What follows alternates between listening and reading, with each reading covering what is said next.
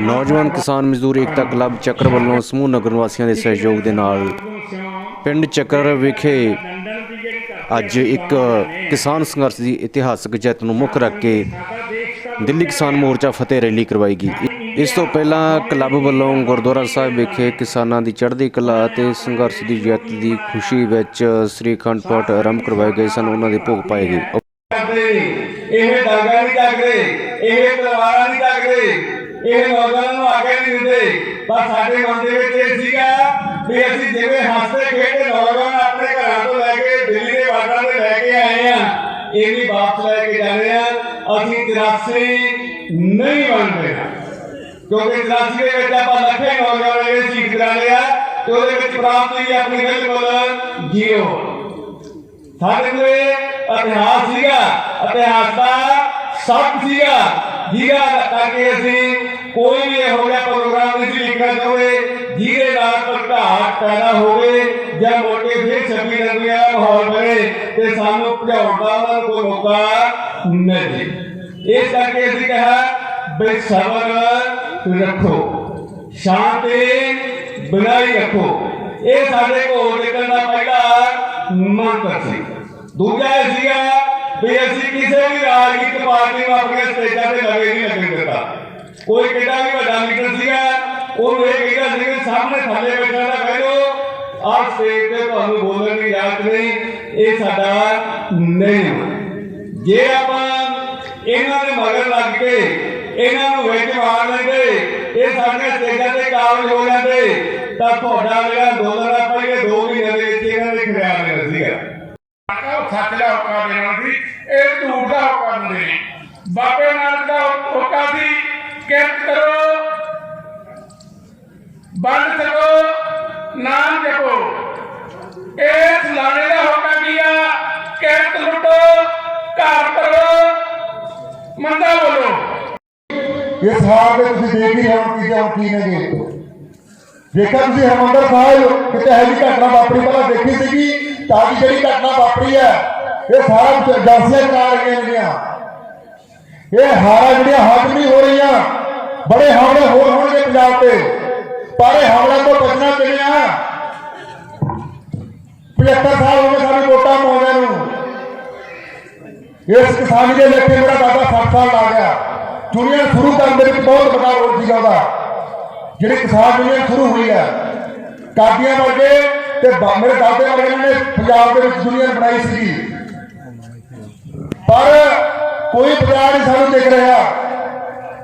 ਬਦਲਾਅ ਆਊ ਕਿਵੇਂ? ਆਪਾਂ ਨੂੰ ਸੋਚਣਾ ਪੈਣਾ। ਜਿਨ੍ਹਾਂ ਨੇ ਵੀ ਵੋਟਾਂ ਪਾਈਆਂ ਨੇਗੀਆਂ 117 MLA ਸੀਗੇ ਪੰਜਾਬ ਦੇ, 17 MLA ਬਣਦੇ ਨੇ ਪੰਜਾਬ ਦੇ ਜਦੋਂ ਵੋਟਾਂ ਪਾਉਣ, 13 MP ਨੇ, ਰਾਜ ਸਭਾ ਮੈਂਬਰ ਨੇ। ਮੈਂ ਤੁਹਾਨੂੰ ਪੁੱਛਣਾ ਚਾਹੁੰਦਾ ਲੋਕਾਂ ਨੂੰ, ਮੈਨੂੰ ਇਸ ਗੱਲ ਦਾ ਜਵਾਬ ਦਿਓ, ਜਦੋਂ ਤਿੰਨੇ ਕਾਲੇ ਕਾਨੂੰਨ ਪਾਸ ਹੋਏ ਨੇਗੇ ਕਿਹੜੇ MLA ਨੇ ਕਿਹੜੇ MP ਨੇ ਪਹਿਲਾਂ ਵਿਰੋਧ ਕੀਤਾ?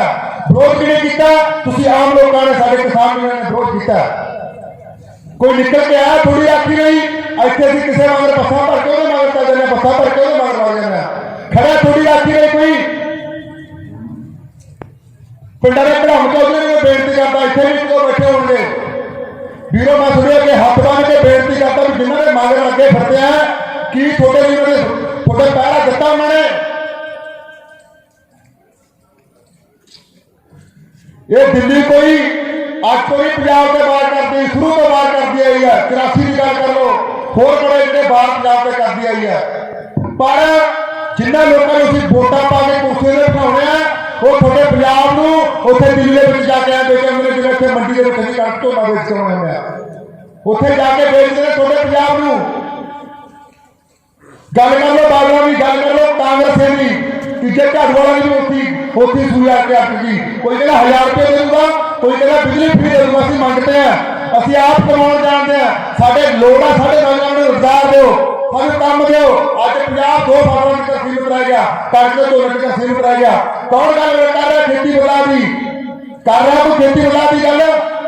ਸਭ ਤੋਂ ਜਿਹੜਾ ਜ਼ਰੂਰੀ ਮੁੱਦਾ ਪੰਜਾਬ ਦਾ ਖੇਤੀਬਾੜੀ ਬਦਲਾਅ ਦਾ।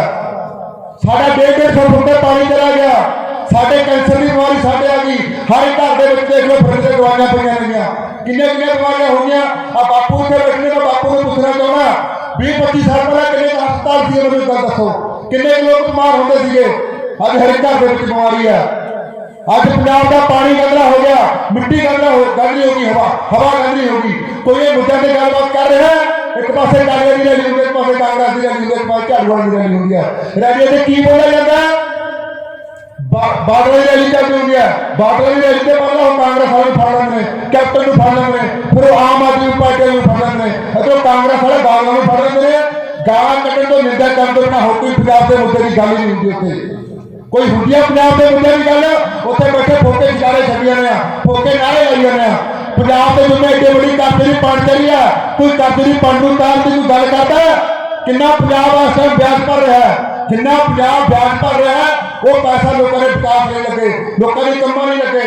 ਇੱਕ ਰੈਲੀ ਦੇ ਉੱਪਰ 2-3 ਕਰੋੜ ਰੁਪਏ ਖਰਚ ਹੁੰਦਾ। ਇੱਕ ਰੈਲੀ ਦੇ ਉੱਪਰ ਤੁਹਾਨੂੰ ਇਹ ਗੱਲ ਪਤਾ ਹੈ ਕਿ ਇੱਕ ਰੈਲੀ ਦੇ ਉੱਪਰ ਕਿੰਨਾ ਖਰਚ ਹੁੰਦਾ? ਇੱਥੇ ਇੱਕ ਬੱਸ ਭਰ ਕੇ ਤੁਹਾਡੇ ਪਿੰਡ ਦੇ ਉੱਤੇ 2 ਬੱਸਾਂ ਭਰ ਕੇ ਰੈਲੀ ਜਾਂਦੀਆਂ ਰਹੀਆਂ। ਇੱਕ ਬੱਸ ਤੇ 10,000 ਰੁਪਏ ਦਾ ਕਿਰਾਇਆ ਲੈਂਦੇ, ਇੱਕ ਬੱਸ 10,000 ਰੁਪਏ ਕਿਰਾਇਆ ਲੈਂਦੇ ਇੱਕ ਬੱਸ। ਇੱਕ ਰੈਲੀ ਦੇ ਉੱਪਰ ਇਹਨਾਂ ਖਰਚਾ ਕੀਤਾ ਜਾ ਰਿਹਾ ਹੈ। ਇੱਕ ਹਲਕੇ ਦੇ ਵਿੱਚ ਇੱਕ ਐਮਐਲਏ ਕਾਂਗਰਸ ਦੀ ਗੱਲ ਕਰੋ, ਕਾਲੀ ਦੀ ਗੱਲ ਕਰੋ, ਝਾੜੂ ਦੀ ਗੱਲ ਕਰੋ, 10-10, 15-15 ਕਰੋੜ ਰੁਪਏ ਹਲਕੇ ਦੇ ਉੱਪਰ ਖਰਚ ਕਰਨਗੇ। ਜਿਹੜਾ ਇੰਨਾ ਖਰਚਾ, ਇੰਨਾ ਪੈਸਾ ਕਿੱਥੋਂ ਲੈ ਕੇ ਆ ਰਹੇ ਨੇ? ਕਦੇ ਤੁਸੀਂ ਸੋਚਿਆ ਇਹ ਪੈਸਾ ਇਹ ਲੋਕ ਕਿੱਥੋਂ ਲੈ ਕੇ ਆ ਰਹੇ ਨੇ? ਇਹ ਪੈਸਾ ਤੁਹਾਡਾ ਹੈ। ਤੁਹਾਡਾ ਕੋਈ ਨਸ਼ਾ ਵੇਚ ਕੇ ਕਮਾ ਰਿਹਾ, ਕੋਈ ਤੁਹਾਡੇ ਨੌਜਵਾਨਾਂ ਨੂੰ ਨਸ਼ੇ ਦੇ ਪਿੱਛੇ ਲਾ ਕੇ ਮਾਰ ਰਿਹਾ, ਕੋਈ ਰੇਤੇ ਤੋਂ ਕਮਾ ਰਿਹਾ, ਕੋਈ ਬਾਜੀ ਤੋਂ ਕਮਾ ਰਿਹਾ, ਕੋਈ ਸ਼ਰਾਬ ਤੋਂ ਕਮਾ ਰਿਹਾ। ਇਹ ਪੈਸਾ ਲੋਕਾਂ ਦੇ ਕੰਮਾਂ ਲਈ ਲੱਗਣਾ ਚਾਹੀਦਾ। ਇਹ ਪੈਸਾ ਪੰਜਾਬ ਜਿਵੇਂ ਜਿਹੜਾ ਤੁਸੀਂ ਦੇਖ ਲਓ, ਅੱਜ ਸਾਨੂੰ ਨਰਮੇ ਦਾ ਮੁਆਵਜ਼ਾ ਨਹੀਂ ਮਿਲਿਆ, ਅਸੀਂ ਧਰਨੇ ਲਾਈ ਬੈਠੇ ਹਾਂ, ਡੀਸੀ ਦਫ਼ਤਰ ਅੱਗੇ ਧਰਨੇ ਲਾਈ ਬੈਠੇ ਹਾਂ। ਜਿਹੜਾ ਤੁਸੀਂ ਇਹਨਾਂ ਵੋਟਾਂ ਦੇ ਉੱਪਰ ਪੈਸਾ ਖਰਚ ਕਰ ਰਹੇ ਹੋ, ਇਹਨਾਂ ਜਿਹੜਾ ਆਪਣੇ ਰੈਲੀ ਦੇ ਉੱਪਰ ਪੈਸਾ ਖਰਚ ਕਰ ਰਹੇ ਹੋ, ਸਾਨੂੰ ਮੁਆਵਜ਼ਾ ਦੇ ਦਿਓ। ਅੱਜ ਹਰ ਇੱਕ ਦਾ ਜਣੇ ਖਣੇ ਦਾ ਮੂੰਹ ਪੈ ਗਿਆ ਗੁਰੂ ਘਰਾਂ ਦੇ ਵਿੱਚ। ਕੀ ਹੋ ਜਾਂਦਾ? ਕਦੇ ਸੋਚਿਆ ਪੰਥਕ ਪਾਰਟੀਆਂ ਪਿੱਛੇ ਜਿਹੜਾ ਵੀ ਬੰਦਾ ਦਿੱਲੀ ਤੋਂ ਚੱਲਿਆ ਆਉਂਦਾ ਉਹ ਕਦੇ ਪੰਜਾਬ ਦਾ ਭਲਾ ਨਹੀਂ ਕਰ ਸਕਦਾ। ਇਹ ਗੱਲ ਲਿਖ ਲਓ, ਨੋਟ ਕਰ ਲਓ ਮੇਰੀ ਅੱਜ ਗੱਲ। ਦਿੱਲੀ ਕਦੇ ਪੰਜਾਬ ਦਾ ਭਲਾ ਨਹੀਂ ਕਰ ਸਕਦੀ। ਹੁਣ ਚੰਨੀ ਸੀਐਮ ਬਣਿਆ, ਕਦੇ ਦਾਤਾ ਦਾ ਸੀਐਮ ਬਣਿਆ, ਦਾਤਾ ਦਾ ਮੁੱਖ ਮੰਤਰੀ ਬਣਿਆ। ਮੈਂ ਪੁੱਛਣਾ ਚਾਹੁੰਦਾ, ਇਹ ਗੱਲ ਨੋਟ ਕਰਿਓ, ਜਦੋਂ ਚੰਨੀ ਸੀਐਮ ਬਣਿਆ, ਮੁੱਖ ਮੰਤਰੀ ਬਣਿਆ, ਅੱਜ ਤੱਕ ਉਹਨੇ ਕਦੇ ਖੁੱਲੇ ਦਿਲ ਨਾਲ ਲੋਕਾਂ ਦਾ ਧੰਨਵਾਦ ਨਹੀਂ ਕਰਿਆ। ਮੈਂ ਤੁਹਾਡੇ ਕਰਕੇ ਬਣਾਇਆ। ਸਭ ਤੋਂ ਪਹਿਲਾਂ ਗਾਂਧੀ ਪਰਿਵਾਰ ਦਾ ਧੰਨਵਾਦ ਕੀਤਾ, ਰਾਹੁਲ ਗਾਂਧੀ ਦਾ ਧੰਨਵਾਦ ਕੀਤਾ, ਦਾ ਲੋਹਾ ਮੰਨਿਆ। ਮੋਦੀ ਅਰਗੇ ਨੂੰ ਵੀ ਕਹਿਣਾ ਪਿਆ, ਜਿਹੜੀਆਂ ਗੁਪਤ ਮੀਟਿੰਗਾਂ ਹੋਈਆਂ ਵੀ ਇਹਨਾਂ ਨਾਲ ਪੰਗਾ ਜਾਇਜ਼ ਨਹੀਂ ਹੋਣਾ। ਵੱਡੀਆਂ ਵੱਡੀਆਂ ਏਜੰਸੀਆਂ ਜਿਹੜੀਆਂ ਦਵਾਲ ਅਰਗਿਆਂ ਨੂੰ ਦੱਸਿਆ ਕਿ ਪੰਜਾਬ ਨਾਲ ਪੰਗਾ ਨਾ ਪਾ, ਬਹੁਤ ਭਾਰੀ ਪਊਗਾ। ਆਪਾਂ ਜਿੱਤ ਕੇ ਆਏ, ਕਿੰਨੀ ਖੁਸ਼ੀ ਮਨਾਈ, ਤੇ ਆ ਕੇ ਅਸੀਂ ਕੀ ਕੀਤਾ? ਅਸੀਂ ਉਹੀ ਪਾਰਟੀਆਂ, ਉਹੀ ਝੋਲੀ ਚੱਕ ਲੀਡਰਾਂ ਦੇ ਫਿਰ ਮਗਰੇ ਹੋ ਗਏ। ਕਿਸੇ ਨੇ ਦੂਜੀ ਪਾਰਟੀ ਦਾ ਝੰਡਾ ਫੜਿਆ, ਚੱਲ ਉੱਥੇ ਰੈਲੀ 'ਚ, ਕਿਸੇ ਨੇ ਦੂਜੀ ਪਾਰਟੀ ਦਾ ਫੜਿਆ, ਚੱਲ ਉਸ ਰੈਲੀ 'ਚ। ਇਸ ਲਈ ਅਸੀਂ ਅੰਦੋਲਨ ਜਿੱਤਿਆ ਜਾ। ਗੱਲਾਂ ਅਸੀਂ ਉੱਥੇ ਕੀਤੀਆਂ ਕ੍ਰਾਂਤੀ ਲਿਆਉਣ ਦੀਆਂ, ਆਪਣੇ ਆਪ ਨੂੰ ਜਗਾਉਣ ਦੀਆਂ। ਕੀ ਅਸੀਂ ਆਪਣੇ ਆਪ ਨੂੰ ਜਗਾਇਆ? ਕੀ ਸਿਰਫ ਅੰਦੋਲਨ ਜਿੱਤਣ ਤੱਕ ਸੀਮਤ ਸੀ? ਕੀ ਕਿਸਾਨਾਂ ਦੇ ਸਾਰੇ ਕੰਮ ਜਿਹੜੇ ਸਾਡੇ ਸਿਰ ਤੇ ਪਏ ਸੀ ਪੈਂਡਿੰਗ, ਉਹ ਪੂਰੇ ਹੋ ਗਏ? ਕੀ ਖੁਦਕੁਸ਼ੀਆਂ ਰੋਕੀਆਂ? पिछले साल तो दिल्ली बार्डर में बैठे थे, 7 अक्टूबर का शहीद हो गए। कि असं उन्होंने शहीदियों का मुल मोड़िया? पहले ही पंजाब उत्थे खड़ा सी, अज भी उत्थे खड़े, एक जित लै ली असीं भी हाँ असीं जित गए। साडा मनोबल जरूर वधिया। वो वधिया क्यों है? क्योंकि तुहाडे अरगे जिवें तुहाडे पिंड चक्कर दे भी नौजवान भी इत्थे टिकनी बैठे सी, साडे कोले आउंदे हुंदे सी, हर वार असीं ਸਿੰਘੂ सी, ਜਾਂ उधर आना ते इन्हां कोले आउणा। 1 साल असीं कट्टिया ना, हुण क्यों बई?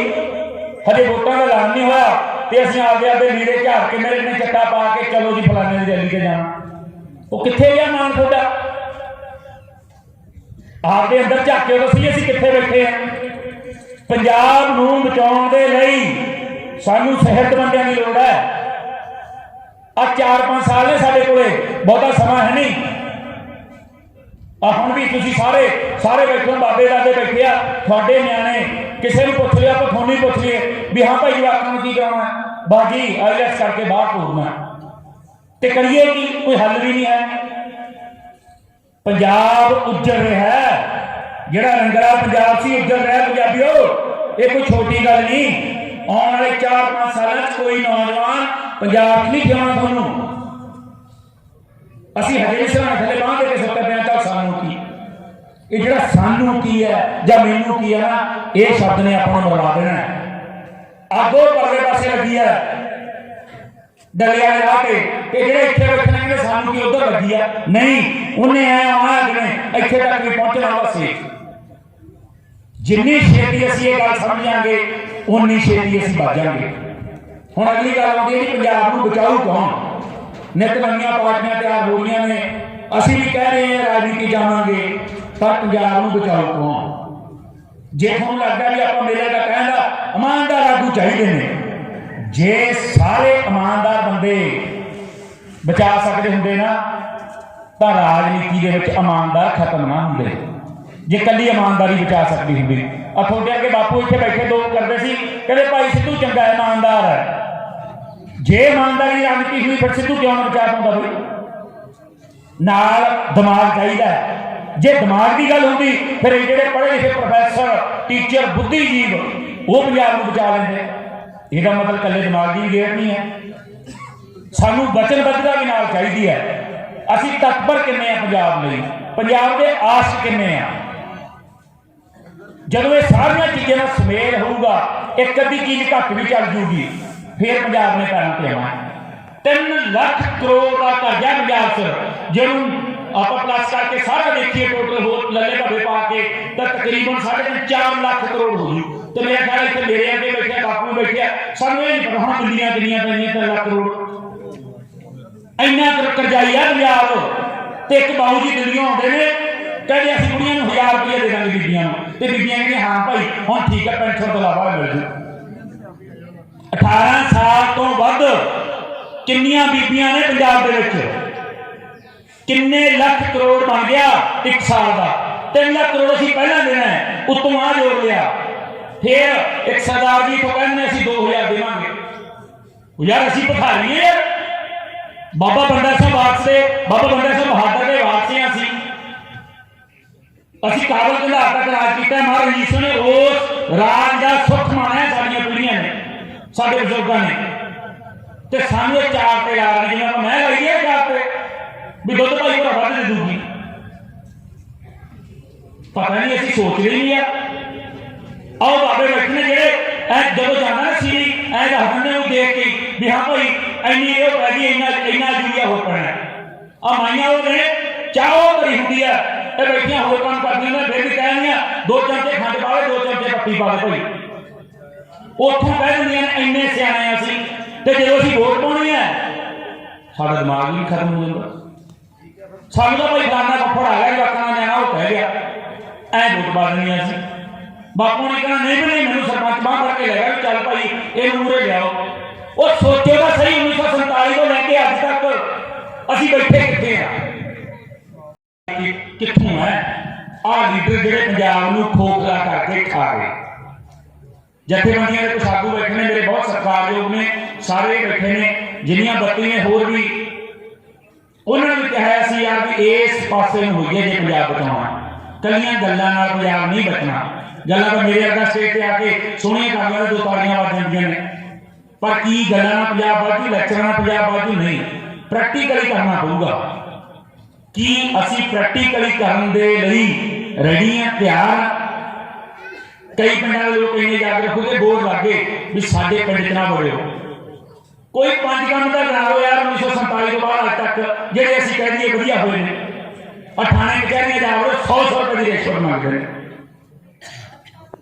ਮੈਂ 4 ਦਿਨ ਹੋ ਗਏ ਜਗਰਾਉਂ ਪਟਵਾਰ ਥਾਣੇ ਕਚਹਿਰੀਆਂ, ਮੈਨੂੰ ਕੰਮ ਸੀ, ਮੈਂ ਕਿਸੇ ਬੰਦੇ ਆ ਗਿਆ ਨੰਬਰ ਕਢਾਉਣੇ ਸੀ, ਤਾਂ ਉਹਨੇ 100 ਰੁਪਇਆ ਦੇ ਦਿਓ। ਮੈਨੂੰ ਬਣਿਆ, ਮੈਂ ਕਹਿੰਦੀ 100 ਰੁਪਇਆ ਕਾਹਦਾ?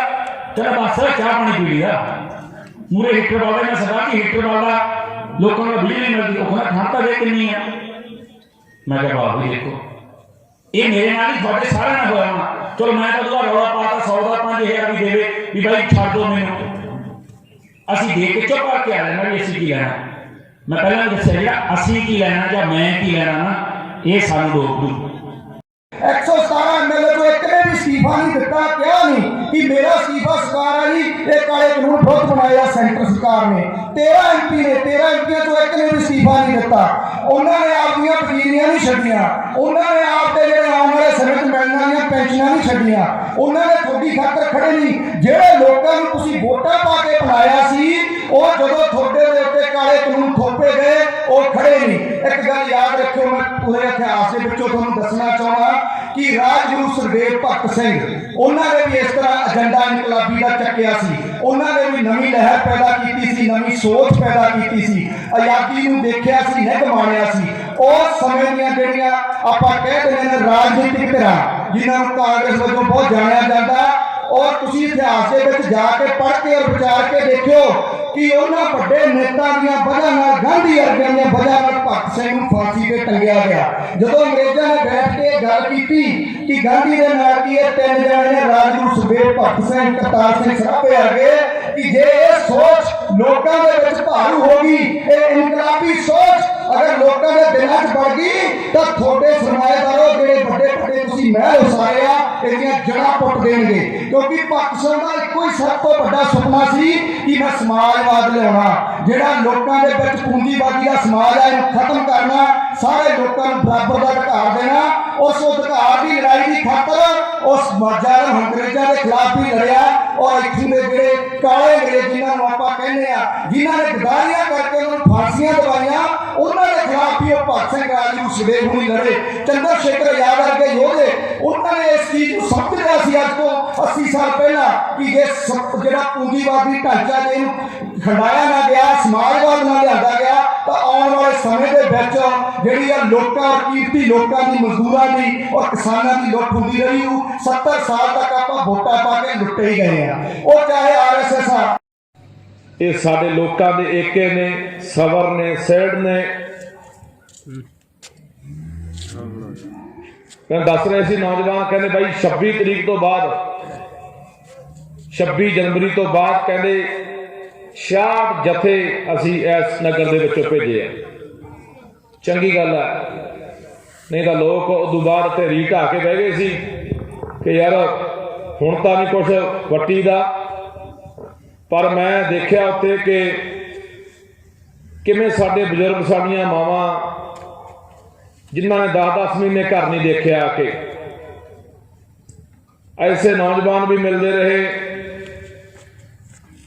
ਜਿਹੜੇ ਇੱਕ ਸਾਥ ਤੋਂ ਉੱਥੇ ਡਟੇ ਰਹੇ। ਸੋ ਇਹ ਹੁੰਦੀ ਹੈ ਸਹਿੜ ਦੀ ਜਿੱਤ, ਸਬਰ ਦੀ ਜਿੱਤ। ਇੱਕੋ ਹੀ ਧਾਰ ਕੇ ਸਾਡੇ ਲੋਕ ਗੱਲ ਬੈਠ ਗਏ ਸੀ ਵੀ ਜਾਂ ਜਿੱਤ ਕੇ ਜਾਵਾਂਗੇ ਜਾਂ ਸਾਡੀਆਂ ਲਾਸ਼ਾਂ ਜਾਣਗੀਆਂ। ਲਾਸ਼ਾਂ ਵੀ ਆਈਆਂ, 750 ਦੇ ਕਰੀਬ ਸਾਡੀਆਂ ਜਾਨਾਂ ਇਸ ਅੰਦੋਲਨ 'ਚ ਗਈਆਂ ਨੇ। ਜੰਗਾਂ ਦੇ ਵਿੱਚ ਇਹ ਵੀ ਇੱਕ ਜੰਗ ਸੀ। ਜੰਗਾਂ ਯੁੱਧਾਂ ਦੇ ਵਿੱਚ ਕੁਰਬਾਨੀਆਂ ਵੀ ਦੇਣੀਆਂ ਪੈਂਦੀਆਂ ਨੇ, ਖੂਨ ਵੀ ਡੋਲਣਾ ਪੈਂਦਾ। ਪਰ ਮੈਂ ਤੁਹਾਨੂੰ ਇਹ ਗੱਲ ਕਹਿਣੀ ਚਾਹੁੰਦਾ ਕਿ ਅਸਲ ਲੜਾਈ ਹੈ ਜਿਹੜੀ ਉਹ ਹੁਣ ਸ਼ੁਰੂ ਹੋਈ ਹੈ। ਜਦੋਂ ਅਸੀਂ ਵਾਪਸ ਉੱਥੋਂ ਜਿੱਤ ਕੇ ਆਏ ਆ, ਸਾਡੇ ਲੋਕਾਂ ਨੇ ਭੰਗੜੇ ਪਾਏ, ਢੋਲ ਵਜਾਏ, ਖੁਸ਼ੀਆਂ ਮਨਾਈਆਂ, ਪਿੰਡਾਂ ਦੇ ਵਿੱਚ ਅਖੰਡ ਪਾਠ ਪ੍ਰਕਾਸ਼ ਕਰਾਏ ਗਏ। ਲੋਕਾਂ ਨੇ ਸ਼ੁਕਰਾਨਾ ਕੀਤਾ ਵਾਹਿਗੁਰੂ ਪ੍ਰਮਾਤਮਾ ਦਾ ਕਿ ਲੰਬੇ ਅਰਸੇ ਬਾਅਦ ਬਹੁਤ ਵੱਡੀ ਇੱਕ ਨੈਤਿਕ ਜਿੱਤ ਹੋਈ ਹੈ। ਜੇ ਨੈਤਿਕ ਪੱਖ ਤੋਂ ਦੇਖੋਗੇ, ਮੌਲਿਕ ਪੱਖ ਤੋਂ ਦੇਖੋਗੇ ਤਾਂ ਬਹੁਤ ਵੱਡੀ ਜਿੱਤ ਹੈ, ਕਿਉਂਕਿ ਸਾਡਾ ਹੌਸਲਾ ਜਿਹੜਾ ਉਹ ਬਹੁਤ ਉੱਚਾ ਹੋ ਕੇ ਲੈ ਗਿਆ ਔਰ ਅਸੀਂ ਆਪਣੇ ਇਤਿਹਾਸ ਦੇ ਉੱਤੇ ਖਰੇ ਉਤਰੇ ਹਾਂ। ਸਾਡੇ ਬਾਰੇ ਮੈਂ ਸੁਣਦਾ ਸੀ NDTV ਦੇ ਉੱਤੇ ਰਵੀਸ਼ ਕੁਮਾਰ ਦੀ ਇੰਟਰਵਿਊ, ਜਦੋਂ ਆਪਾਂ ਗਏ ਹਾਂ ਦਿੱਲੀ। ਉਹਨੇ ਇੱਕ ਗੱਲ ਕਹੀ ਸੀਗੀ, 29 ਨਵੰਬਰ ਦੀ ਇੰਟਰਵਿਊ ਹੈ ਜਦੋਂ ਆਪਾਂ ਗਏ ਹਾਂ 26 ਨਵੰਬਰ ਤੋਂ ਬਾਅਦ। ਉਹ ਕਹਿੰਦਾ ਵੀ ਮੋਦੀ ਇੱਕ ਗੱਲ ਦੇ ਵਿੱਚ ਬੜਾ ਪੱਕਾ ਹੈ ਕਿ ਪਿੱਛੇ ਨਹੀਂ ਹਟਿਆ, ਇਹ ਬੜਾ ਹੱਟਦਾ ਪੱਕਾ ਹੈ। ਪਰ ਜਿਹੜੀ ਧਰਤੀ ਤੋਂ ਆ ਲੋਕ ਉੱਠ ਕੇ ਆਏ ਆ, ਇਤਿਹਾਸ ਇਹਨਾਂ ਦਾ ਵੀ ਇਹੀ ਕਹਿੰਦਾ ਵੀ ਜਦੋਂ ਇਹ ਮੈਦਾਨ 'ਚ ਆਏ ਆ, ਮੋਰਚਾ ਫਤਿਹ ਕੀਤੇ ਬਿਨਾ, ਜਿੱਤ ਹਾਸਲ ਕੀਤੇ ਬਿਨਾ ਵਾਪਸ ਵੀ ਨਹੀਂ ਮੁੜੇ। ਸੋ ਅੱਜ ਪੂਰੀ ਦੁਨੀਆ ਦੇ ਵਿੱਚ ਸਾਡਾ ਨਾਂ ਜਿਹੜਾ ਉਹ ਉੱਚਾ ਹੋਇਆ। ਸਾਡੀ ਪੱਗ ਦੁਬਾਰਾ ਜਿਹੜੀ ਡਿਕਡੋਲੇ ਖਾਂਦੀ ਫਿਰਦੀ ਸੀ, ਦੁਬਾਰਾ ਫਿਰ ਸਿਰਾਂ ਤੇ ਟਿਕੀ ਹੈ। ਪੂਰੀ ਦੁਨੀਆ, ਪੂਰਾ ਭਾਰਤ ਸਾਡੇ ਤੇ ਮਾਣ ਮਹਿਸੂਸ ਕਰਦਾ ਹੈ। ਅਸੀਂ ਜਦੋਂ ਉਦੋਂ ਦਿੱਲੀ ਹੁੰਦੇ ਸੀ ਜਾਂ ਯੂਪੀ ਵੀ ਜਾਂਦੇ ਸੀ ਤਾਂ ਬਹੁਤ ਬੰਦੇ ਮਿਲਣੇ ਉਧਰਲੇ, ਦਿੱਲੀ ਵਾਲੇ, ਯੂਪੀ ਵਾਲੇ, ਹਰਿਆਣੇ ਵਾਲੇ। ਉਹ ਕਹਿੰਦੇ ਯਾਰ ਹੁਣ ਤਾਂ ਸੋਡੇ ਤੇ ਖੜੀ ਹੈ ਗੱਲ, ਬਾਕੀ ਦਾ ਸਾਰਿਆਂ ਨੇ ਮੋਰਚੇ ਮਾਰਚੇ ਲਾ ਕੇ ਦੇਖ ਲਏ। NRCCA ਦੇ ਉੱਤੇ ਹੋਰ ਵੀ ਕਈ ਵੱਖ-ਵੱਖ ਲੋਕਾਂ ਨੇ ਮੋਰਚੇ ਲਾਏ। ਮੋਦੀ ਪਿੱਛੇ ਨਹੀਂ ਹਟਿਆ, ਪਰ ਹੁਣ ਸੋਡੇ ਤੇ ਕਿਹੜੀ ਹੈ ਕਹਾਣੀ, ਤੁਸੀਂ ਕਿਵੇਂ ਇਹਨੂੰ ਹਰਾਉਣੇ ਆ, ਦੇਖਣ ਯੋਗ ਹੋਊਗਾ। ਔਰ ਇਤਿਹਾਸ ਨੂੰ ਦੁਬਾਰਾ ਦੁਹਰਾਇਆ ਗਿਆ। ਪਰ ਮੈਂ ਜਿਹੜੀ ਗੱਲ ਪਹਿਲਾਂ ਕਹੀ ਹੈ ਕਿ ਲੜਾਈ ਜਿਹੜੀ ਹੁਣ ਸ਼ੁਰੂ ਹੋਈ ਹੈ, ਕਿਉਂਕਿ ਜਦੋਂ ਅਸੀਂ ਉੱਥੋਂ ਵਾਪਸ ਚੱਲੇ ਸੀ ਤਾਂ ਦੁਸ਼ਮਣ ਨੇ ਇੱਕ ਗੱਲ ਸੋਚ ਲਈ ਸੀ ਕਿ ਠੀਕ ਹੈ ਇਹਨਾਂ ਨੂੰ ਜਿੱਤ ਕੇ ਜਾਣ ਦਿਓ, ਭੰਗੜੇ ਪਾਉਣ ਦਿਓ, ਖੁਸ਼ੀਆਂ ਮਨਾਉਣ ਦਿਓ, ਪਰ ਉਹਨੇ ਆਪਣੀ ਚਾਲ ਨਾਲ ਦੀ ਨਾਲ ਚੱਲਤੀ ਸੀ। ਉਹਦੀ ਤਾਜ਼ਾ ਉਦਾਹਰਨ ਹੈ ਦਰਬਾਰ ਸਾਹਿਬ ਦੇ ਵਿੱਚ ਬੇਅਦਬੀ ਹੋਣੀ। ਤੁਸੀਂ ਦੇਖੋ ਸਰਕਾਰਾਂ ਕੀ ਕਰ ਰਹੀਆਂ ਨੇ, ਏਜੰਸੀਆਂ ਕੀ ਕਰ ਰਹੀਆਂ ਨੇ।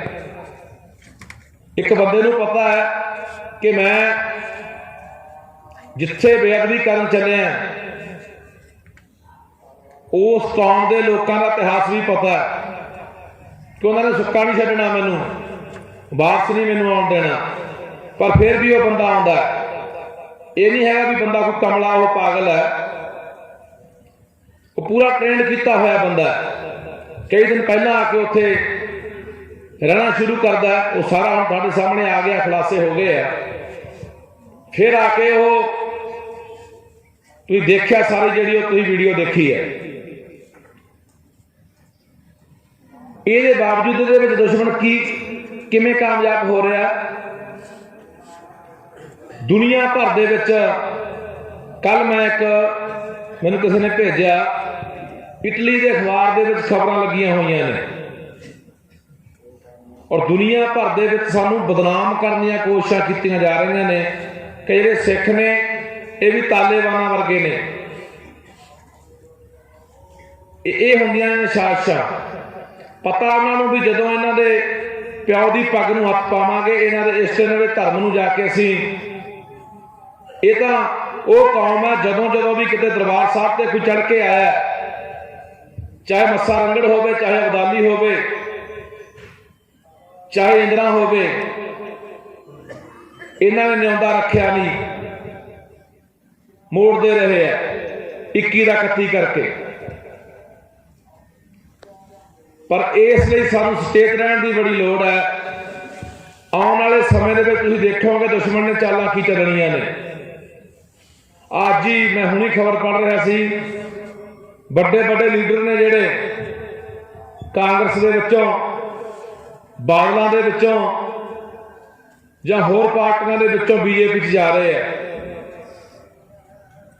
ਉਹ ਮੈਨੂੰ ਇੱਕ ਪੱਤਰਕਾਰ ਪੁੱਛਣ ਲੱਗਿਆ, ਕਹਿੰਦਾ ਕਿਉਂ ਜਾ ਰਹੇ ਆ, ਕੀ ਕਾਰਨ ਮੰਨਦੇ ਹੋ?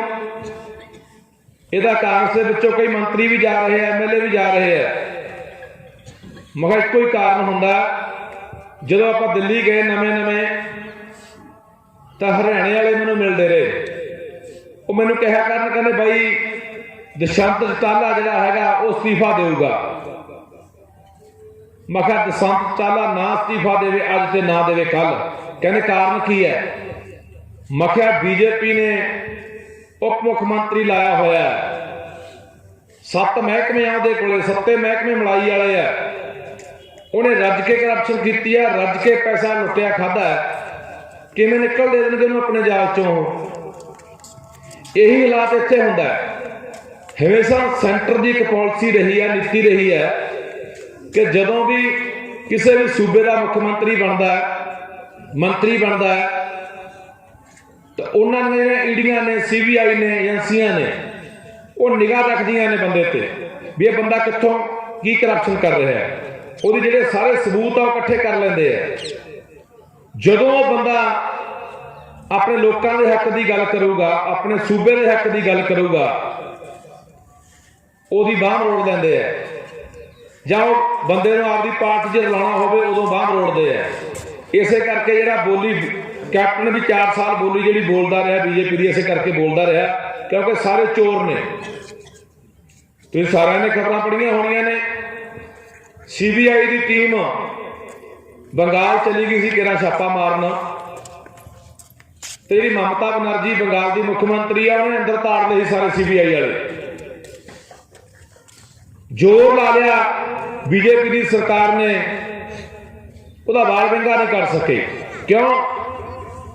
ਇਮਾਨਦਾਰ ਹੈ, ਇੱਕੋ ਹੀ ਸਾੜੀ ਇੱਕੋ ਹੀ ਚੱਪਲਾਂ 4-4 5-5 ਸਾਲ ਕੱਢ ਦਿੰਦੀ ਹੈ, ਔਰ ਛੋਟਾ ਜਿਹਾ 10 ਬਾਈ 15 ਦਾ ਕਮਰਾ ਜਿੱਥੇ ਦੀ ਰਹਿائش ਹੈ।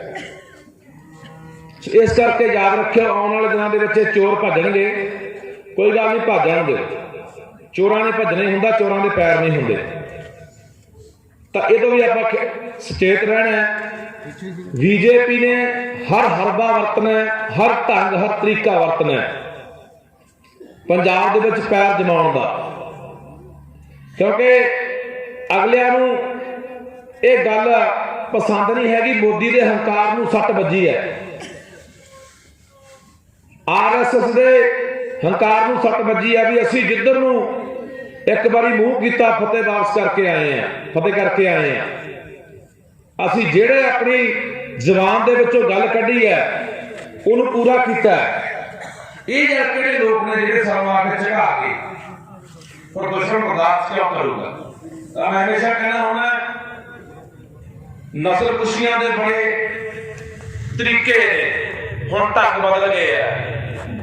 ਅੱਗੇ ਹਿੰਦੁਸਤਾਨ ਮਾਰਦਾ ਸੀ, ਨਸਲ ਕੁਸ਼ੀ ਕਰਦਾ ਸੀ, ਵੱਡੀਆਂ ਵੱਡੀਆਂ ਗੈਸ ਚੈਂਬਰ ਬਣੇ ਹੁੰਦੇ ਸੀ, ਭੱਠੀਆਂ ਹੁੰਦੀਆਂ ਸੀ ਲੱਗੀਆਂ, ਹਜ਼ਾਰਾਂ ਬੰਦਾ ਯਹੂਦੀਆਂ ਨੂੰ ਬਾੜਦਾ ਤੇ ਮਾਰ ਦਿੰਦਾ ਸੀ। ਉਹ ਨਸਲ ਕੁਸ਼ੀ ਹੋਰ ਤਰੀਕੇ ਦੀ ਸੀ। ਅੱਜ ਕੱਲ੍ਹ ਨਸਲ ਕੁਸ਼ੀ ਹੋਰ ਤਰੀਕੇ ਦੀ ਹੈ। ਸਾਡੇ ਪਾਣੀਆਂ ਤੇ ਹਮਲਾ, ਸਾਡੇ ਪਾਣੀ ਡੂੰਘੇ ਹੋ ਰਹੇ ਨੇ, ਜ਼ਹਿਰੀਲੇ ਵੀ ਹੋ ਰਹੇ ਨੇ, ਹਵਾਵਾਂ ਦੂਸ਼ਿਤ ਹੋ ਰਹੀਆਂ ਨੇ, ਧਰਤੀ ਦਾ ਚੱਪਾ ਜ਼ਹਿਰੀਲਾ ਕਰਤਾ 25 ਜਗ੍ਹਾ ਪਾ ਕੇ, ਦਰਿਆਵਾਂ ਦਾ ਪਾਣੀ ਗੰਦਾ ਕਰਤਾ, ਨੌਜਵਾਨੀ ਨੂੰ ਚਿੱਟੇ ਤੇ ਲਾਤਾ। ਜਾਂ ਸਾਡੀ ਨੌਜਵਾਨੀ ਪ੍ਰਵਾਸ ਕਰ ਰਹੀ ਹੈ, ਵੱਡੀ ਗਿਣਤੀ 'ਚ ਬਾਹਰ ਦੇ ਮੁਲਕਾਂ ਨੂੰ ਗਾਲੀ ਮਾਰ ਰਹੀ ਹੈ, ਖਾਲੀ ਹੋ ਰਿਹਾ ਪੰਜਾਬ। ਮੈਨੂੰ ਐ ਲੱਗਦਾ ਜੇ ਆਹੀ ਹਾਲਾਤ ਰਹੇ ਨਾ 10-15 ਸਾਲਾਂ ਦੇ ਵਿੱਚ ਇਹ ਪੰਜਾਬ ਨਹੀਂ ਰਹਿਣਾ, ਬਿਹਾਰ ਲੈਂਡ ਬਣ ਜਾਣਾ। ਬਿਹਾਰ ਲੈਂਡ ਯਾਦ ਰੱਖਿਓ ਮੇਰੀ ਗੱਲ। ਤੁਹਾਡਾ ਲੁਧਿਆਣਾ ਜ਼ਿਲ੍ਹਾ ਪੈਂਦਾ, ਲੁਧਿਆਣੇ ਵਾਲੋ ਜਾ ਕੇ ਦੇਖੋ, ਕੱਲੇ ਲੁਧਿਆਣੇ ਦੇ ਵਿੱਚ 18-20 ਲੱਖ ਭਈਆ ਬੈਠਾ ਹੈ। ਸਰਕਾਰੀ ਨੌਕਰੀਆਂ ਦੇ ਵਿੱਚ ਬਾਹਰਲੇ ਬੰਦੇ ਭਰਤੀ ਕਰਤੇ, ਯੂਪੀ ਬਿਹਾਰ ਬੰਗਾਲ ਦੇ, ਚਾਹੇ ਪੁਲਿਸ ਦੀ ਭਰਤੀ ਹੋਵੇ, ਮੁੱਖ ਮੰਤਰੀ ਸੁਰੱਖਿਆ ਦੇ ਵਿੱਚ ਭਰਤੀ ਕਰ ਲਏ ਬੰਦੇ, ਟੀਚਰਾਂ 'ਚ ਭਰਤੀ ਕਰ ਲਏ, ਬਿਜਲੀ ਬੋਰਡ 'ਚ ਭਰਤੀ ਕਰ ਲਏ। ਆ ਪਿੱਛੇ ਜੇ ਹੁਣ ਇੱਕ ਵਾਟਰ ਵਰਕਸ ਮਹਿਕਮੇ ਦੇ ਕੱਢੇ ਸੀ ਇਹਨਾਂ ਨੇ ਅਸਾਮੀਆਂ, ਉਹ 'ਚ ਬਾਹਰਲੇ ਬੰਦੇ ਭਰਤੀ ਕਰ ਲਏ। ਜਿੰਨੀਆਂ ਫੈਕਟਰੀਆਂ, ਜਿੰਨੇ ਕਾਰਖਾਨੇ ਲੱਗ ਰਹੇ ਨੇ ਵੱਡੇ ਵੱਡੇ, ਸਾਰੇ ਚੌਥੇ ਬੰਦੇ ਬਾਹਰਲੇ। ਪੰਜਾਬੀਆਂ ਦੇ ਕੋਲੇ ਕੀ ਰਹਿ ਗਿਆ? ਕੀ ਪੰਜਾਬੀ ਨੌਜਵਾਨ ਇੰਨੇ ਨਖਿੱਧਰ, ਨਿਕੰਮੇ, ਇੰਨੇ ਮਾੜੇ ਹੋ ਗਏ? ਅਸੀਂ ਮਿਲੇ ਸਾਰਿਆਂ ਨੂੰ ਜਾ ਕੇ, ਜਿੰਨੇ ਮੰਤਰੀ ਸ਼ੰਤਰੀ ਆ, ਸਿੱਧੂ ਵਰਗੇ, ਬਾਜਵੇ ਵਰਗੇ, ਰੰਧਾਵੇ ਵਰਗੇ, ਪ੍ਰਗਟ ਵਰਗੇ, ਚੰਨੀ ਨੂੰ ਵੀ ਮਿਲੇ। ਚੰਨੀ ਕਹਿੰਦਾ 2 ਦਿਨ ਦੇ ਦਿਓ, ਬੰਦੇ ਕੱਢ ਦਿਆਂਗੇ। ਮੈਂ ਸਾਰਾ ਰਿਕਾਰਡ ਰੱਖਿਆ। ਮੈਂ ਕਿਹਾ ਇਹ ਬਿਲਕੁਲ ਬਹੁਤ ਧੱਕਾ ਹੋਇਆ ਪੰਜਾਬੀਆਂ ਦੇ ਨਾਲ। 300 ਬੰਦਾ ਰੱਖਿਆ ਗਿਆ, 250 ਬੰਦਾ ਬਾਦਲ ਰੱਖ ਗਿਆ, 14 ਦੇ 16 ਦੇ ਵਿੱਚ 75 ਬੰਦੇ ਜ਼ਿਆਦਾ ਕੈਪਟਨ ਰੱਖ ਗਿਆ। ਕਹਿੰਦਾ 2 ਦਿਨ ਦੇ 2 ਦਿਨ 'ਚ ਕੱਢ ਦਿਆਂਗਾ। ਹੁਣ ਉਹਨਾਂ ਗੱਲਾਂ ਨੂੰ ਅੱਜ ਮਹੀਨੇ ਦੇ ਉੱਤੇ ਸਮਾਂ ਹੋ ਗਿਆ, ਕੋਈ ਬੰਦਾ ਨਹੀਂ ਕੱਢਿਆ ਗਿਆ। ਇਹ ਨਸਲ ਕੁਸ਼ੀ ਦੀਆਂ ਨਿਸ਼ਾਨੀਆਂ ਹੁੰਦੀਆਂ ਨੇ। ਇਹ ਗੱਲ ਨੂੰ ਸਮਝ ਲਿਓ ਕਿ ਹੁਣ ਟੇਢੇ ਢੰਗ ਨਾਲ ਗੁੱਝਾ ਹਮਲਾ, ਔਰ ਹਮਲਾ ਇੰਨਾ ਖਤਰਨਾਕ ਆ ਸਾਨੂੰ ਪਤਾ ਵੀ ਨਹੀਂ ਲੱਗਣ ਦਿੱਤਾ ਜਾ ਰਿਹਾ। ਗੁੜ 'ਚ ਲਪੇਟ ਕੇ ਜ਼ਹਿਰ ਦਿੱਤੀ ਜਾ ਰਹੀ ਹੈ ਸਾਨੂੰ। ਕਿਵੇਂ ਗੱਭਰੂ ਮਾਵਾਂ ਦੇ ਪੁੱਤ, ਯਾਰ ਨੌਜਵਾਨ ਅਮਰੀਕ ਮੁੰਡਾ ਖੋਸੇ ਕੋਟਲੇ ਵਾਲਾ, ਪਿਛਲੇ ਵਾਰੀ ਤੁਹਾਡੇ ਨਗਰ ਦੇ ਵਿੱਚ ਮੇਰੇ ਨਾਲ ਆਇਆ ਸੀ। ਉਹਦਾ ਭਰਾ 6 ਫੁੱਟ ਦਾ ਜਵਾਨ ਸੀ, ਗੁਰੂ ਘਰ ਆਇਆ, ਉਹਦੇ ਗੁਦਲਖਾਨੇ 'ਚ ਵੜ ਕੇ ਟੀਕਾ ਲਾ ਲਿਆ, ਮੌਤ ਹੋ ਗਈ। ਕਿੰਨੇ ਐ ਮਾਵਾਂ ਦੇ ਪੁੱਤ ਇਹ ਚਿੱਟੇ ਦੀ ਭੇਂਟ ਚੜ ਗਏ। ਆ ਸਾਡੇ 10-10 ਸਾਲ ਦੇ ਜਵਾਕ ਸਕੂਲਾਂ 'ਚ ਪੜ੍ਹਨ ਵਾਲੇ ਸਿਗਨੇਚਰ ਕੈਪਸੂਲ ਦਾ ਖਾਈ ਜਾਂਦੇ ਆ। ਅਸੀਂ ਕਿਵੇਂ ਬਚਾਂਗੇ ਯਾਰ? ਕੋਈ ਰਾਹ ਸਾਨੂੰ ਨਜ਼ਰ ਆਉਂਦਾ? ਸੁਖਬੀਰ ਬਾਦਲ ਸਾਹਿਬ ਕਹਿੰਦੇ ਆ 10 ਲੱਖ ਰੁਪਇਆ ਦਿਆ ਕਰਾਂਗੇ ਜਿਹਨੇ ਆਈਲੈਂਡਸ ਕਰਕੇ ਬਾਹਰ ਜਾਣਾ ਹੈ। ਠੀਕ ਆ, ਲਿਆ ਦਿਓ ਪੰਜਾਬ, ਇੱਥੇ ਯੂਪੀ ਬਿਹਾਰ ਵਾਲੇ ਲਿਆ ਕੇ ਬਾੜ ਦੇ।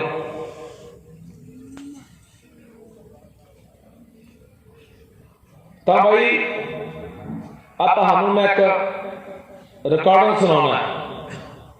ਇਹ ਮੇਰੇ ਕੋਲ ਵੀ ਗਾਹਾਂ ਦੀ ਗਾਹਾਂ ਕਿ ਸੱਜਣ ਨੇ ਭੇਜੀ ਆ ਕਿ ਸਕੂਲਾਂ ਦੇ ਵਿੱਚ ਜਿਹੜੇ ਸਾਡੀ ਮਾਂ ਬੋਲੀ ਤੇ ਹਮਲੇ ਹੋ ਰਹੇ ਨੇ, ਅਸੀਂ ਉੱਥੇ ਵੀ ਸੁੱਤੇ ਪਏ ਆ, ਬੋਲਦੇ ਬਾਲਦੇ ਉੱਥੇ ਵੀ ਕੱਖ ਨਹੀਂ ਹੈਗੇ। ਅਸੀਂ ਬਸ ਇੱਕ ਵਾਰੀ ਜਵਾਬ ਪੜ੍ਹਨੇ ਪਾਇਆ। ਆ ਸੁਣ ਲਿਓ ਭਾਈ।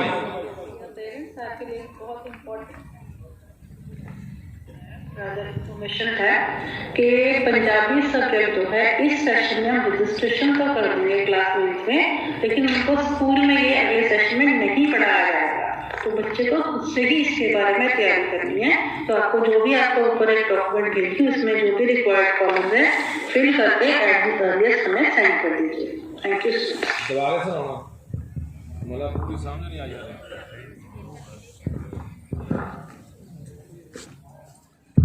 डियर पेरेंट्स, आपके लिए एक बहुत इम्पोर्टेंट अनाउंसमेंट है, ज़्यादा इन्फॉर्मेशन है कि पंजाबी सब्जेक्ट जो है इस सेशन में हम रजिस्ट्रेशन तो कर देंगे क्लासमेट में, लेकिन उनको स्कूल में ये अगले सेशन में नहीं पढ़ाया जाएगा। तो बच्चे को खुद से ही इसके बारे में तैयारी करनी है। तो आपको जो भी आपको ऊपर एक डॉक्यूमेंट भेजी उसमें जो भी रिक्वायर्ड कॉलम है फिल करके एट द अर्लिएस्ट हमें सेंड कर दीजिए। Thank you. सुन लिया जी? समझ आ गई कि नहीं आई? ये पंजाबी सब्जैक्ट स्कूल च इस साल तो नहीं पढ़ावांगे। जवाब जी ने पढ़ना आपदे घरे पढ़ ले।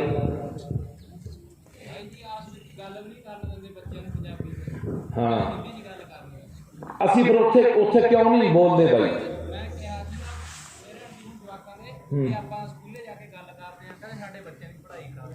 ਕਿਹੜੀ ਪੜ੍ਹਾਈ?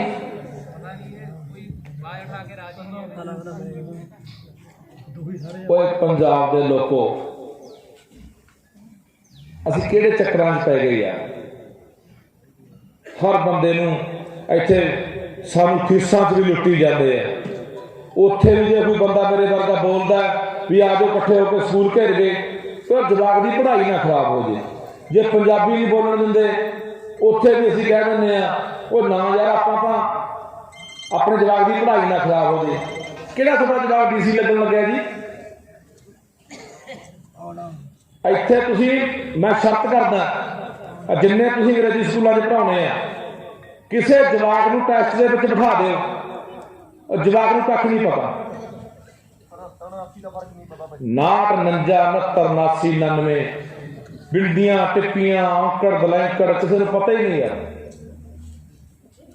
ਉਨੀ ਕੁ ਪੰਜਾਬੀ ਪੜ੍ਹਾਉਂਦੇ ਆ ਜਿੰਨੀ ਕੁ 35 ਨੰਬਰ ਲੈ ਕੇ ਪਾਸ ਹੋਣਾ, ਬਸ। ਇਹ ਤੋਂ ਇਲਾਵਾ ਮਤਲਬ ਹੀ ਨਹੀਂ ਕੋਈ। ਮਾਈਆਂ ਬੈਠੀਆਂ, ਭੈਣਾਂ ਬੈਠੀਆਂ, ਬੰਦਾ ਸਕੂਲ ਦੇ ਵਿੱਚ ਜਾਂਦਾ ਰਿਜ਼ਲਟ ਲੈਣ, ਉਹ ਅਖੀਰ ਦੇ ਵਿੱਚ ਜੋ ਜਾਂਦੇ ਆ ਸਾਲ ਦੇ ਅਖੀਰ ਦੇ ਉੱਤੇ, ਉਹ ਕਿਸੇ ਦੇ 90 ਆਪਦੇ ਕੋਲੋਂ, ਕਿਸੇ ਦੇ 95, ਕਿਸੇ ਦੇ 92, ਕਿਸੇ ਦੇ 98, ਤੇ ਘਰੇ ਵਿਸਰ ਗਿਆ ਕਿ ਹੈ ਫੋਨੋਮੋਬੀਆ। ਹਾਂ, ਫੋਨੋਫੋਬੀਆ ਹੋ ਗਿਆ ਸਾਡੇ ਜਵਾਕਾਂ ਨੂੰ।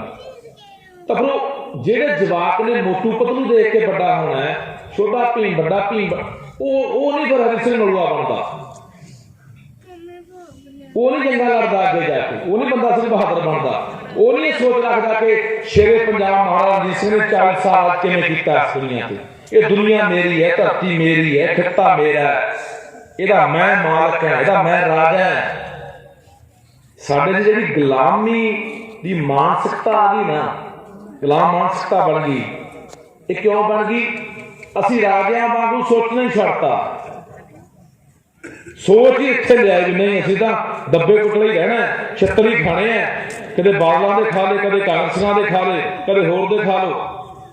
ਕਦੇ ਰਾਜਿਆਂ ਵਾਂਗੂ ਸੋਚਿਆ ਕਿ ਨਹੀਂ ਯਾਰ, ਅਸੀਂ ਰਾਜ ਭਾਗ ਦੇ ਮਾਲਕਾਂ ਰਹੇ ਹਾਂ, ਔਰ ਦੁਨੀਆ ਦੇ 10 ਬਿਹਤਰੀਨ ਰਾਜਾਂ ਦੇ ਵਿੱਚੋਂ ਇੱਕ ਰਾਜ ਸ਼ੇਰੇ ਪੰਜਾਬ ਦਾ ਰਿਹਾ।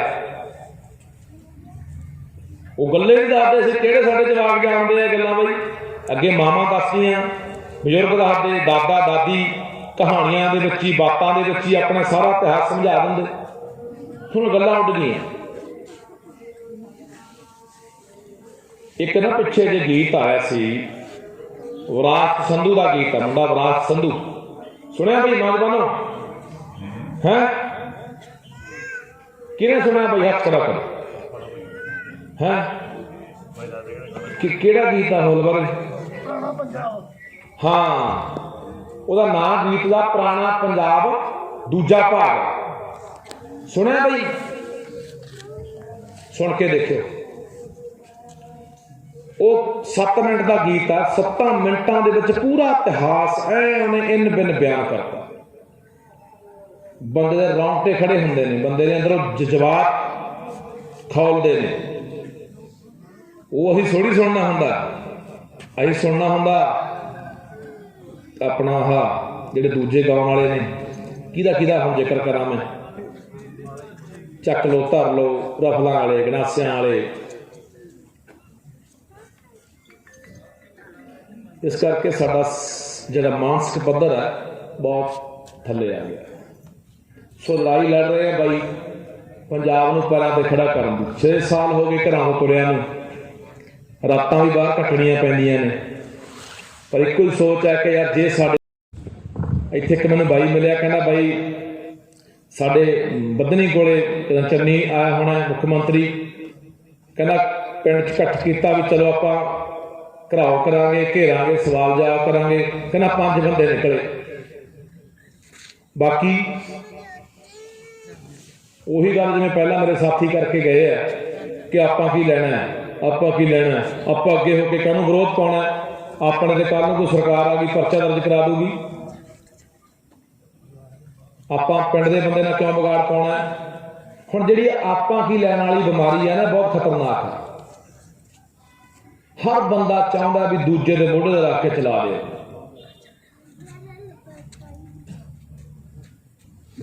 ਚਲ ਹੁਣ ਮੈਂ ਇਹਨੂੰ ਰੱਖੂੰਗਾ 2 ਮਿੰਟ, ਤੁਹਾਡੇ ਸਵਾਲ ਜਵਾਬ ਵੀ ਹੋਣੇ ਆ। ਦੱਸੋ ਵੀ ਨੌਜਵਾਨੋ, ਕੋਈ ਮਨ ਦੇ ਵਲਵਲੇ ਕੀ ਆ, ਸੋਚਦੇ ਕੀ ਹੋ, ਕੀ ਕਰਨਾ ਚਾਹੁੰਦੇ ਆ?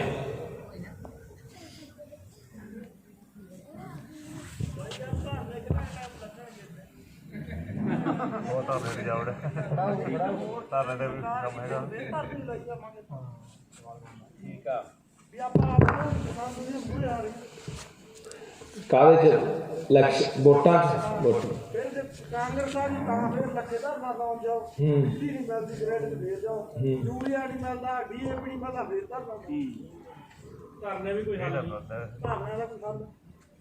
ਪਰ ਜਿਹੜੇ ਮੈਨੂੰ ਐ ਦੱਸੋ, ਇੱਕ ਨਾ ਜਦੋਂ ਗਿਰਾਵਟ ਆਉਂਦੀ ਹੈ ਨਾ ਕਿਸੇ ਸਿਸਟਮ 'ਚ, ਪ੍ਰਬੰਧ 'ਚ, ਤਾਂ ਇਹ ਨਹੀਂ ਹੁੰਦਾ ਵੀ ਇਕੱਲੇ ਲੀਡਰ ਹੀ ਉਹੀ ਉਹਨਾਂ ਦੇ ਪੱਧਰ ਹੀ ਥੱਲੇ ਗਿਆ, ਉਹ ਪੂਰੇ ਸਮਾਜ 'ਚ ਆਉਂਦੀ ਹੈ।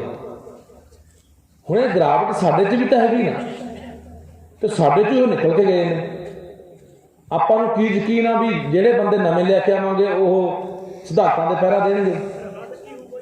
ਇਹ ਹੱਲ ਮੈਂ ਤੁਹਾਨੂੰ ਦੱਸਦਾ ਨਾ, ਹੱਲ ਹੁੰਦੇ ਆਮ ਤੌਰ 'ਤੇ ਪਿੰਡਾਂ 'ਚ ਕੀ ਹੁੰਦਾ, ਪਿੰਡਾਂ 'ਚ ਇਹੀ ਹੁੰਦਾ ਵੀ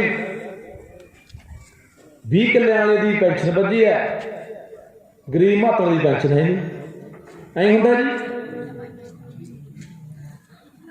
ਜਾਂ ਆਮ ਤੌਰ 'ਤੇ ਮੈਂ ਦੇਖਦਾ, ਮੇਰੇ ਪਿੰਡ ਦੇ ਵਿੱਚ ਵੀ ਮੈਂ ਦੇਖਿਆ, ਘਰੇ 50 ਕਿੱਲਿਆਂ ਦਾ ਮਾਲਕ ਹੈ, ਘਰੇ ਸਰਕਾਰੀ ਕਣਕ ਵਾਲੇ ਗੱਟੇ ਰੱਖੀ ਬੈਠਾ।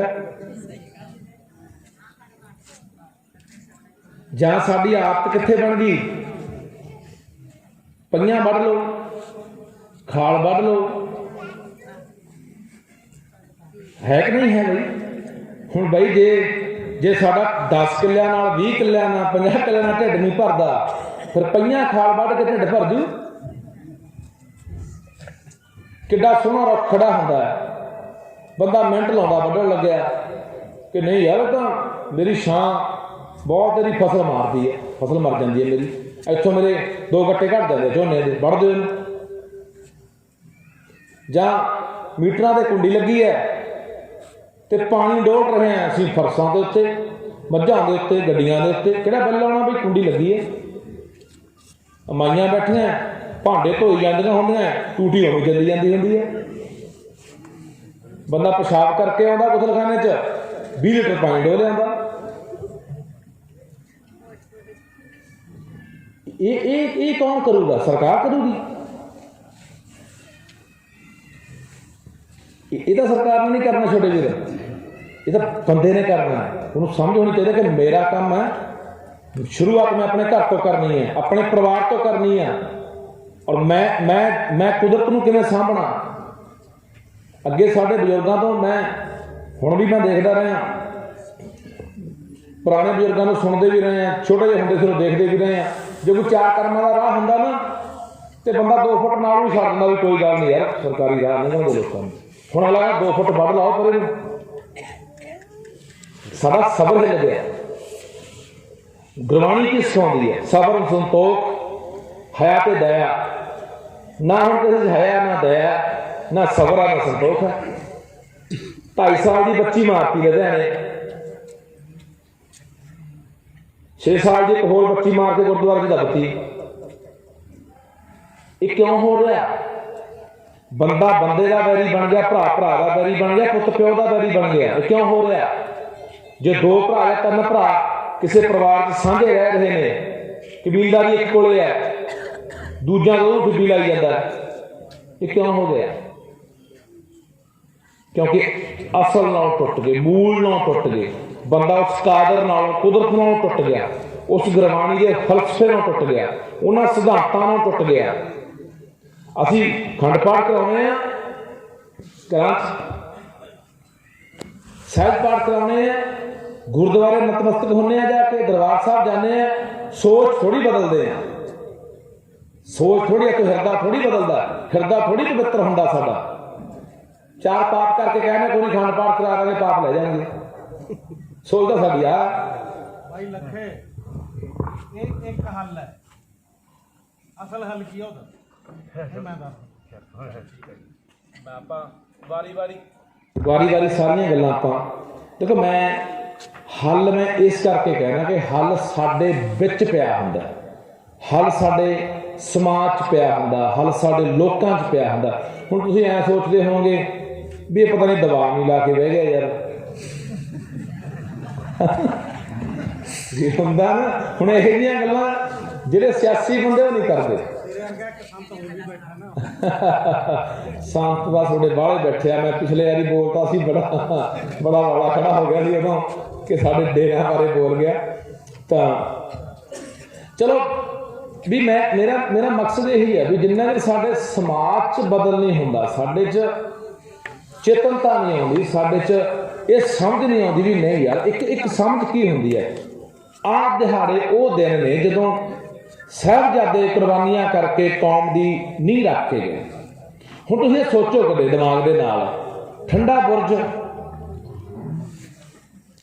ਬਿਰਧ ਸਰੀਰ ਤੇ ਇੱਕ ਬੱਚੇ ਕੁਰਬਾਨੀ ਦੇ ਰਹੇ ਆ। ਕੀ ਸੋਚ ਕੇ ਕੁਰਬਾਨੀ ਦਿੰਦੇ ਹੋਣਗੇ? ਇਹਦੇ ਮਾੜਾ ਜਿਹਾ ਬੰਦੇ ਨੂੰ ਬਾਹਰ ਠੰਡ 'ਚ ਹੱਥ ਵੀ ਬਾਹਰ ਕੱਢ ਲੈ ਗੱਡੀ 'ਚੋਂ ਨਾ, ਇੰਨੀ ਠੰਡ ਪਿੱਛੇ ਹੋ ਜਾਓ, ਰਜਾਈ 'ਚ ਵੜ ਜਾਓ, ਛੇਤੀ ਠੰਡ ਆ ਗਈ, ਜਾਂ ਹੀਟਰ ਲਾ ਲਓ। ਔਰ ਇੰਨੀ ਅੱਤ ਦੀ ਠੰਡ ਦੇ ਵਿੱਚ ਉਹ 7 ਜਾਂ 9 ਸਾਲ ਦੀਆਂ ਜਿੱਦਾਂ ਕਿਵੇਂ ਕੁਰਬਾਨੀ ਕਰਦੀਆਂ? ਕਿਉਂ ਕਰਦੀਆਂ?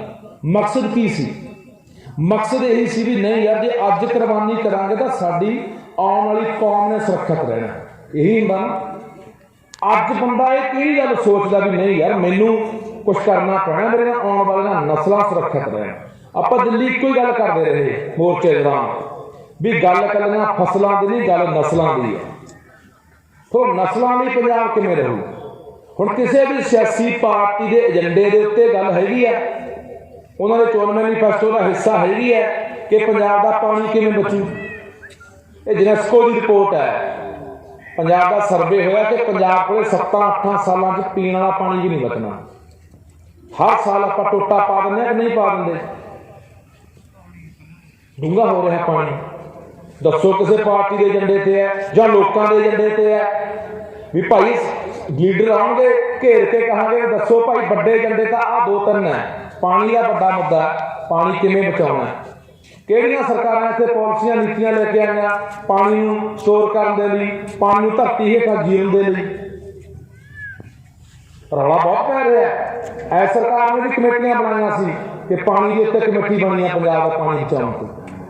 ਦੂਜਾ ਵੱਡਾ ਮੁੱਦਾ ਚਿੱਟੇ ਨਾਲ ਸਾਡੀ ਜਵਾਨੀ ਮਰ ਰਹੀ ਹੈ ਜਾਂ ਬਾਹਰ ਨੂੰ ਭੱਜ ਰਹੀ ਹੈ।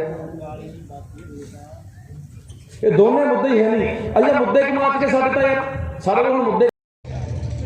ਮੈਂ ਤਾਂ ਸਿਰਫ ਥੋੜੀਆਂ ਜਿਹੀਆਂ ਕਾਬਲੀਆਂ ਗੱਲਾਂ ਕਰਨੀਆਂ। ਇੱਥੇ ਇੱਕ ਨੌਜਵਾਨ ਨੇ ਸਵਾਲ ਕਰਿਆ ਸੀ, ਇਹਦੇ ਸਵਾਲ ਦੇ ਜਵਾਬ ਤੋਂ ਪਹਿਲਾਂ ਮੈਂ ਇਸ ਬਹੁਤ ਹੀ ਸੁਨੱਖੇ ਪਿੰਡ ਦੇ ਉਸ ਮਹਾਨ ਸਵਰਗਵਾਸੀ ਅਜਮੇਰ ਸਿੱਧੂ ਨੂੰ, ਜਿਨ੍ਹਾਂ ਨੇ ਇਸ ਪਿੰਡ ਨੂੰ ਪੂਰੀ ਦੁਨੀਆ 'ਚ ਪਹੁੰਚਾਇਆ ਤੇ ਚੱਕਰ ਦਾ ਨਾਮ ਰੋਸ਼ਨ ਕੀਤਾ, ਉਹ ਜਿਹੜੇ ਖਿਡਾਰੀਆਂ ਨੇ ਕੀਤਾ ਤੇ ਤੁਹਾਡੇ ਇਸ ਪਿੰਡ ਦੇ ਨਕਸ਼ੇ ਨੇ ਕੀਤਾ, ਉਸ ਬਾਈ ਅਜਮੇਰ ਸਿੱਧੂ ਨੂੰ ਸ਼ਰਧਾ ਦੇ ਫੁੱਲ ਭੇਟ ਕਰ।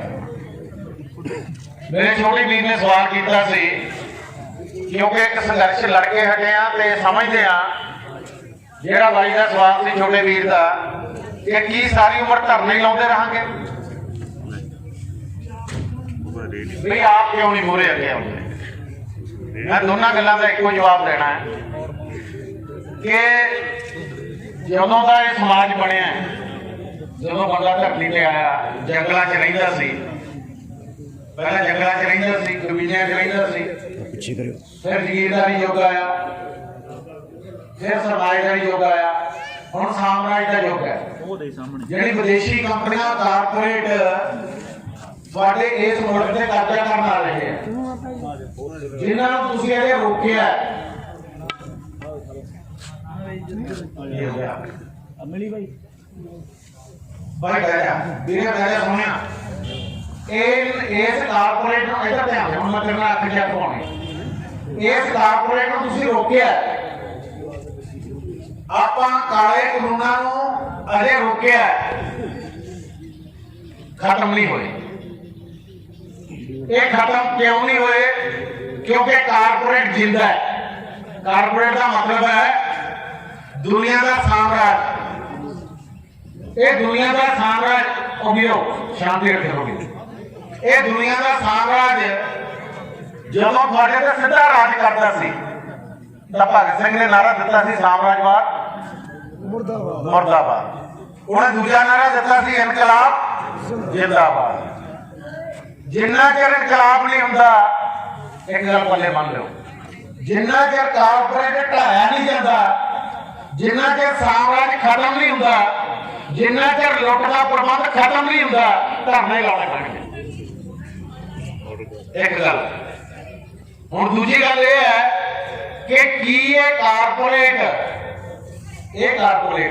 ਇਹ ਸਾਮਰਾਜ, ਇਹ ਲੁੱਟ, ਇਹ ਕਾਲੇ ਕਾਨੂੰਨ, ਇਹ ਮਹਿੰਗਾਈ, ਇਹ ਜਬਰ, ਇਹ ਭ੍ਰਿਸ਼ਟਾਚਾਰ, ਇਹ ਖਤਮ ਕਰਨ ਲਈ ਸਾਨੂੰ ਅੱਗੇ ਆਉਣਾ ਚਾਹੀਦਾ ਕਿ ਨਹੀਂ? ਸਾਨੂੰ ਵੋਟਾਂ ਛੱਡਣਾ ਚਾਹੀਦਾ ਕਿ ਨਹੀਂ?